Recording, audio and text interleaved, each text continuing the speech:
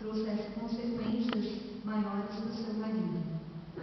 No caso de uma mulher que eu tive contato pessoal com ela, o marido arrancou todas as unhas dela com um alicate. E por quê? Porque ela pintou as unhas de vermelho, e mulher decente não pinta unhas de vermelho. Então, esse tipo de mentalidade está mais próximo do nosso cotidiano do que a gente pode imaginar. É uma mentalidade que atinge, inclusive, as igrejas. Para quem aqui é de igreja, para quem aqui é de igreja, agora eu não tenho mais um concorrente aqui, obrigada. Para quem é de igreja, a gente sabe que essa realidade que está dentro das nossas igrejas também, né? Muitos pastores e pastoras têm conhecimento disso, né? Dentro das suas próprias comunidades. E como é que a gente lida com isso, né? O exercício da violência. Eu não estou aqui para falar de gênero, violência e religião, apesar de ser um tema que eu trabalho bastante, mas eu acho que é algo que mostra como uma ideia de homem está naturalizada, né, mais agressivo, mais competitivo, etc. E a ideia da mulher mais feminista está bastante naturalizada na nossa cultura. Então, eu vou compartilhar com vocês alguns dados do Brasil, eu chamo isso de paradoxos dos dados do Brasil. Os dados mostram que a participação das mulheres em esferas consideradas de domínio exclusivamente masculino tem crescido significativamente. No Brasil, os números relativos à inserção pública das mulheres, vistos isoladamente, sugerem a diminuição progressiva de desigualdades sociais pautadas nas diferenças de gênero. Mas, ao mesmo tempo, quando cruzamos esses dados com as escolhas profissionais e a consequente remuneração de homens e mulheres, verificaremos que não se trata de um movimento linear. Então, eu vou tratar aqui de algumas coisas em relação à educação, porque foi solicitado. No que se refere à educação, se no período colonial a educação de mulheres se dava no lar e toda a instrução era no sentido de formar boas esposas e mães, treinando-as para a vida doméstica, hoje elas estão matriculadas em escolas públicas e privadas e objetivam o ingresso no mercado de trabalho. A gente sabe disso, né? Os dados mostram isso. Segundo os dados do INEP, as mulheres são maioria no ensino médio e no ensino superior. Na pós-graduação, são as mulheres que detêm o maior número de bolsas de mestrado e de doutorado. Né? Então é bom que vocês mulheres saibam disso. Nós temos mais bolsas de mestrado e doutorado do que vocês homens, né? No Brasil. Enquanto o número de professores do ensino superior, de professores, cresceu 67,9% entre 96 e 2003, o número de professoras cresceu 102,2%.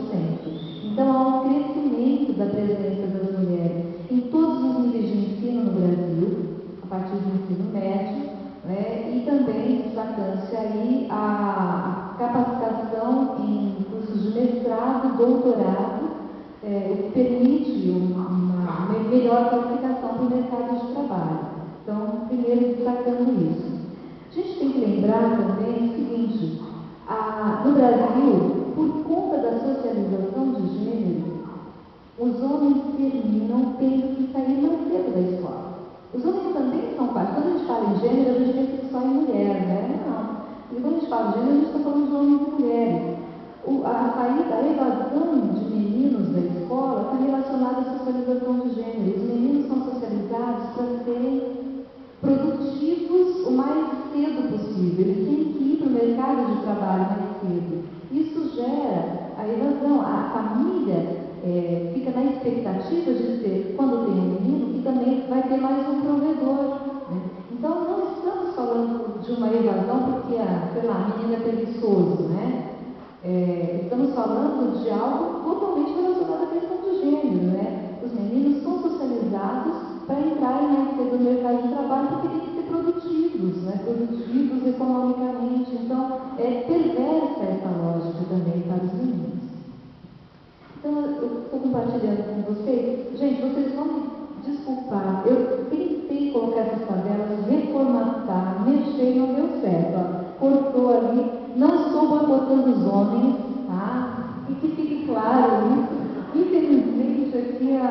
eu trabalhei nisso, a Cláudia é testemunha disso, eu tentei melhorar, mas não consegui. Mas aí a gente tem uma diferença já do número de mulheres e de homens, né, de 3.260.000 mulheres, aí são as matrículas globais do ensino médio por sexo e homens. Então já no ensino médio as mulheres já são maioria em relação aos homens. Só que vocês notem que, de novo, cadê 2003 que não aparece? Gente, não sei o que aconteceu com os meus slides. Mas enfim, vocês não vão ver aqui, mas eu vou compartilhar com vocês. De 2003, ainda as mulheres são maioria no ensino médio, mas já cai um pouco, já cai essa diferença. Então, significa que há uma diminuição da evasão de homens, há algo um pouco mais equitativo aí em 2003. Então, de 56,8%, que era a diferença, agora caiu em 2003 para 54%. Docentes na educação superior, o próximo slide, vocês vão verificar então a presença de mulheres. Nós somos atualmente sempre, o crescimento de mulheres na educação superior é de 102,2% para 67,9% em relação aos homens. Então, há um crescimento muito grande de mulheres no ensino superior. Isso é bem significativo e depois eu vou comentar as áreas.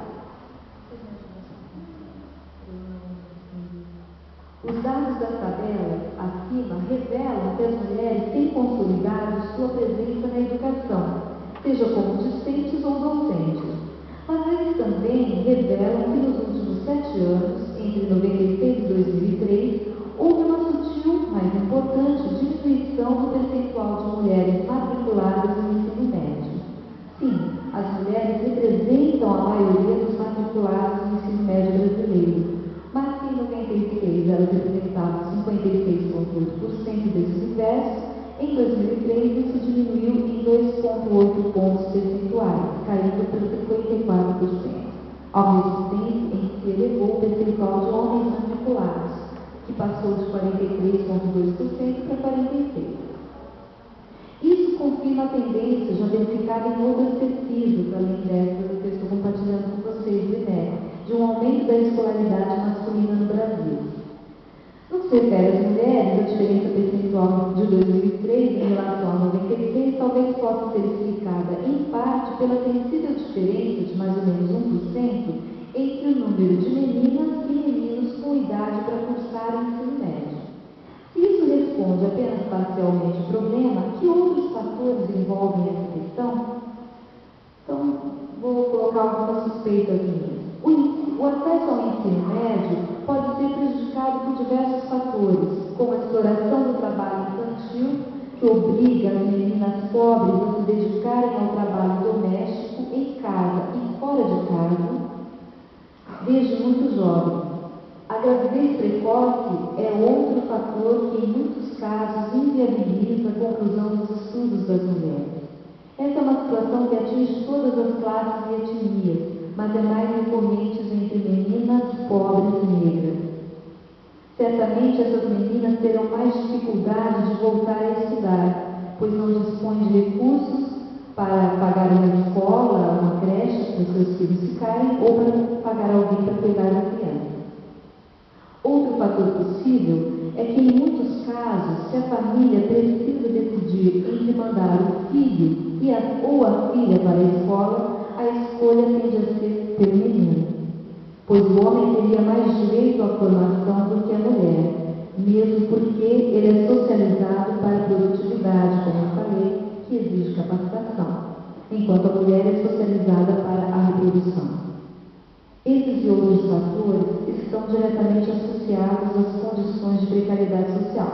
Quando eu falo que a mulher é socializada para a reprodução, é desde aquela ingênua atitude, aquela atitude que a gente pensa que é tão bela, de presentear as menininhas com as bonecas, menininha ganha boneca, menino ganha carrinho. O carrinho socializa para o público.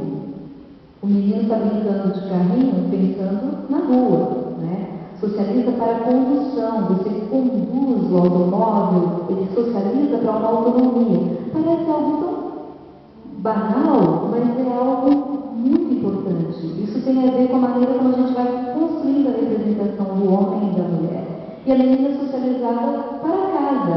Ela ganha boneca, ela ganha fogãozinho, ela ganha geladeirinha, tudo cor de rosinha, né? Tudoinha. Isso é bastante significativo, né? Então, desde essas coisas que parecem tão... eu vou dar carrinho para minha filha, né? Mas tem a ver com essa nossa maneira de pensar o mundo, né? Então, a gente socializa para reprodução. A menina está sendo socializada para ficar em casa, cuidar de boneca, né? Quer dizer, cuidar de criança e cuidar da casa, né? Ela é socializada para reprodução. E para o cuidado, evidentemente. Por isso que o seguro do carro das mulheres é mais barato do que dos homens. A gente dirige melhor do que os homens. Não é? Mas por quê? Saiu, né? Mas por quê? Porque nós fomos socializados para tomar cuidado. Então a gente toma cuidado no trânsito também. Né? Não sou eu que estou dizendo, são as seguradoras. As seguradoras, a Porto Seguro diz isso, Sul América diz isso, não sou eu. Bradesco Seguros diz isso. Né? E os homens são socializados para quê? Para competitividade. Então, é muito engraçado, eu sempre dou esse exemplo, né? Eu acho muito engraçado quando eu ultrapasso um homem, lá na Via Anchieta, na Marginal Pinheiro, quando eu ultrapasso um homem, eles ficam zangados, né? Como assim? Porque os homens são socializados para serem mais competitivos, por isso que morrem mais cedo em acidentes de trânsito, né? Isso não sou eu que estou dizendo, são os dados, né? Não pensem que isso aqui é recuperação de uma... É ciência, você, ciência, tá? É ciência. Uma pitadinha. Bom, eu não sei, se a seguradora cobra menos dinheiro que você, alguma coisa científica tem aí. Muito bem. Esses e outros fatores, então, estão diretamente associados às condições de precariedade social. Se a filha tende a abandonar os estudos porque precisa trabalhar como empregada doméstica aos 10 anos de idade, se a menina de 15 anos engravida e tem que sair da escola, se uma família tem que escolher qual dos filhos vai mandar para a escola, isso significa que a vulnerabilidade de gênero se associa à vulnerabilidade econômica. Mesmo assim, mais mulheres do que homens concluem o ensino médio. Os homens, por sua vez, até os 19 anos, são maioria na população, mas nem por isso são maioria no segundo período do ensino fundamental e no ensino médio.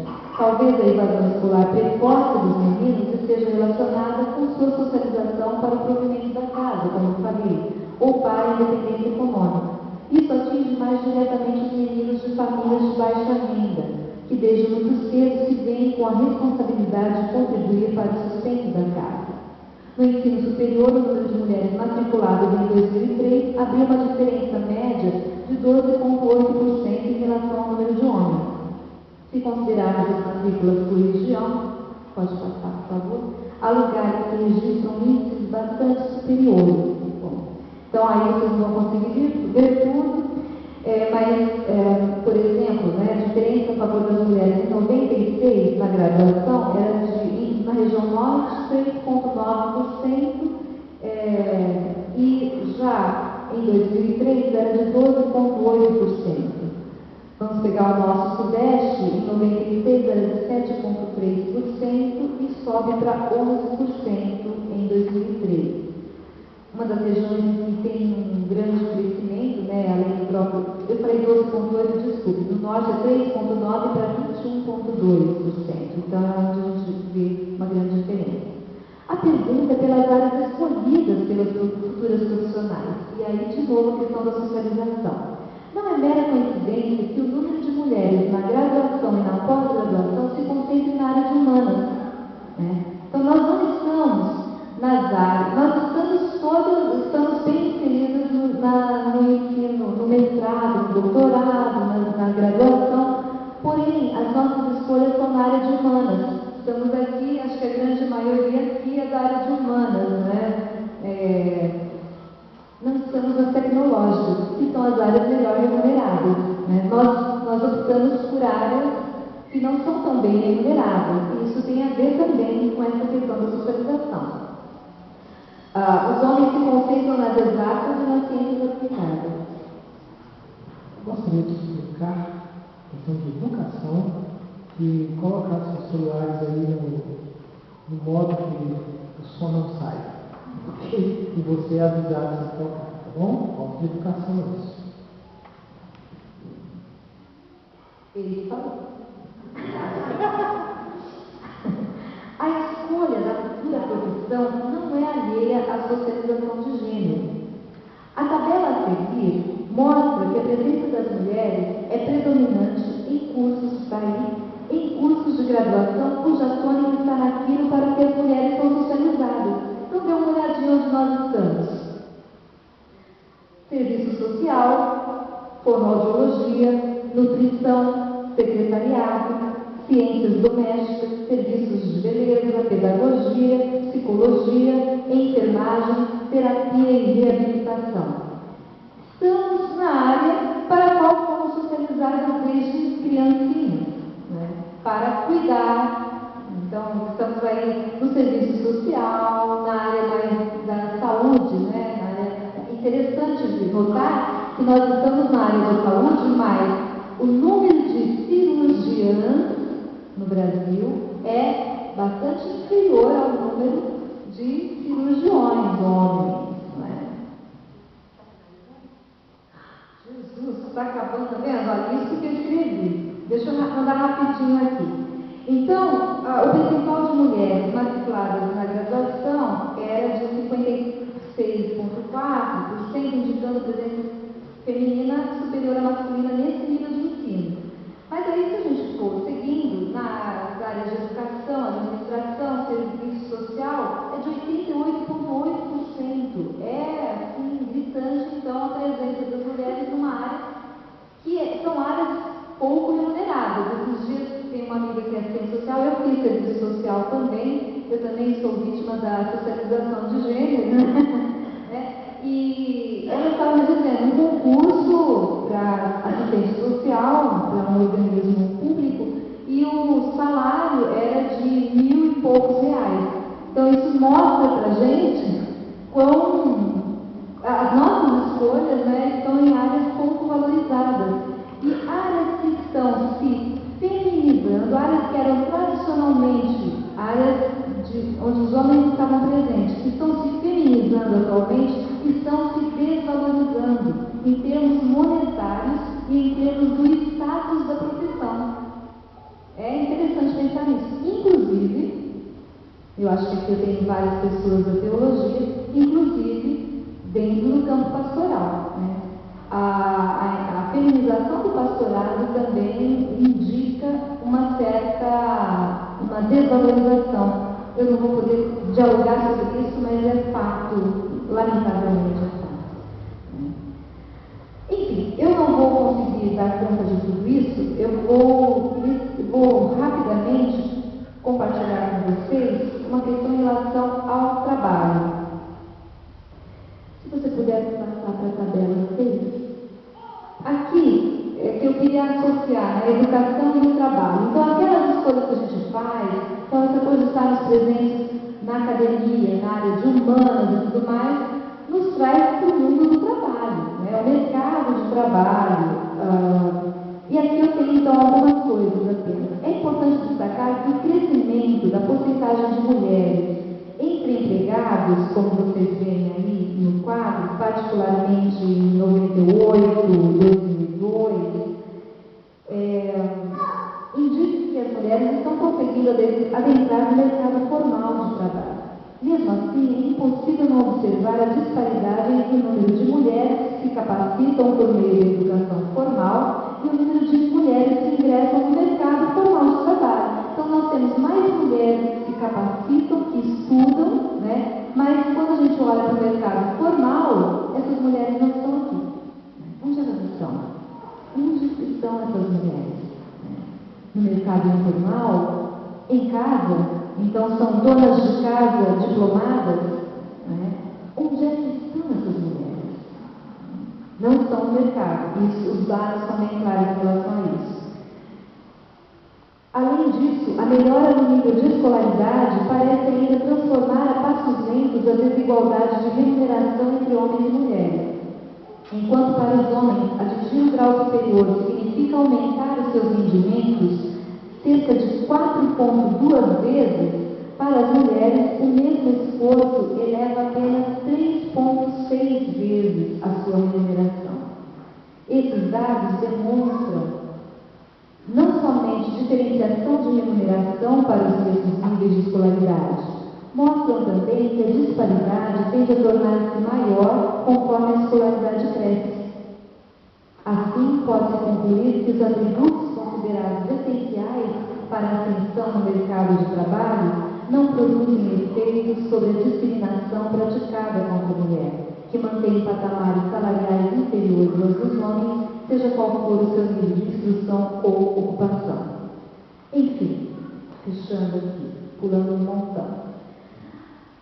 As mulheres, simplesmente por serem mulheres, experimentam a desigualdade, seja em termos de distribuição de renda, pois recebem menos do que os homens desempenhando as mesmas funções, seja em termos de distribuição de trabalho, pois acumulam as mesmas funções, pois acumulam o trabalho fora de casa e o de dentro de casa, a famosa dupla jornada de trabalho, seja em termos de distribuição de tempo, pelos mesmos motivos.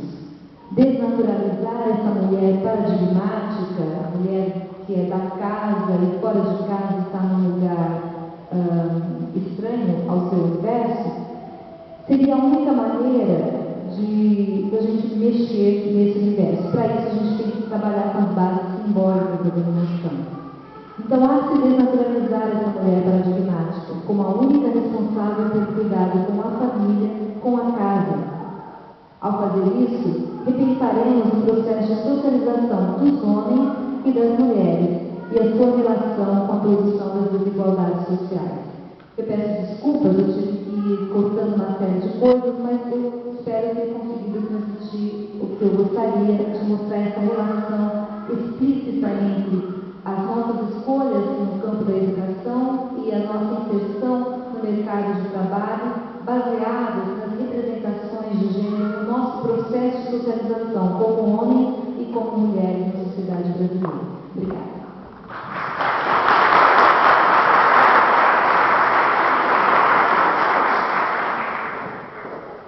A gente brinca porque algumas coisas elas são tão sérias que para você conseguir falar, você precisa trazer uma pitada de humor.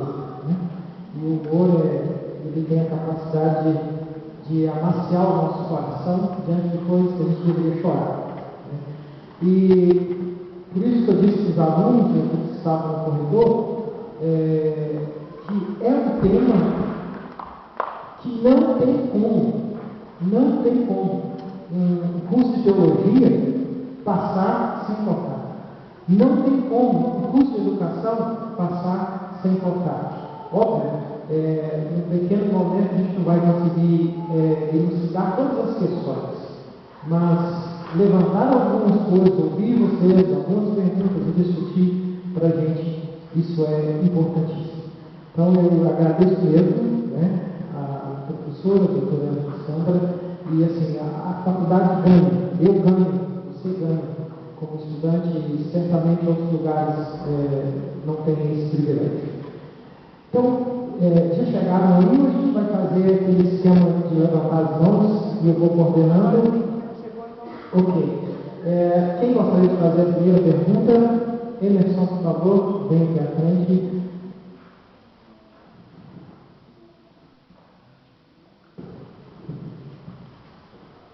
Emerson é um aluno de teologia, era de teologia e faz curso de pedagogia. Boa noite. Professora, uma vez que as escolhas, eu entendi mais ou menos sendo os papéis, até das profissões, está relacionado entre os gêneros com algo que foi internalizado, Uma pergunta é: como aconteceu essa internalização? E isso acontece em todas as culturas?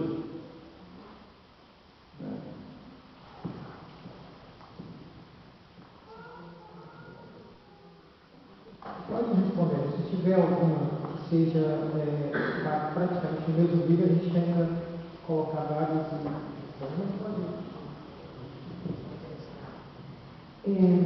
eu estive, no meu mestrado, eu trabalhei com grupos indígenas e eu trabalhei também na perspectiva de gênero e foi muito interessante. Então, eu fui um período com os Guajajaras, no interior do Maranhão, na reserva Canabrava. Trabalhei mais detidamente com os Nhandé Enviado, da aldeia Rio Silveira, no litoral de São Paulo.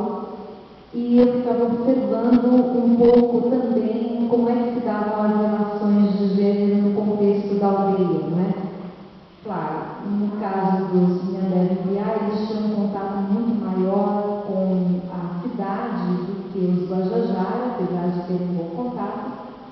E a minha pergunta era: quanto disso está presente nessa cultura? Tinha muita coisa presente ali. O que poderia levar um antropólogo com uma perspectiva mais essencialista a acreditar que isso acontece em todas as culturas da mesma maneira. E quando a gente começa a verificar os processos, a gente vai vendo sutis diferenças. Então, sobre a sua pergunta, como acontece a interiorização de gênero, é um processo constante. Nós podemos, a gente tem uma ideia de algo que existe sempre foi assim. Mas nem sempre foi assim. As coisas vão mudando. A própria ideia de família que a gente tem hoje, essa ideia que a gente tem hoje de família é uma ideia que vem a partir de todo um processo. O que a gente tem hoje, a noção de família que a gente tem, está relacionada a questões econômicas, a questões de ordem política, questões religiosas,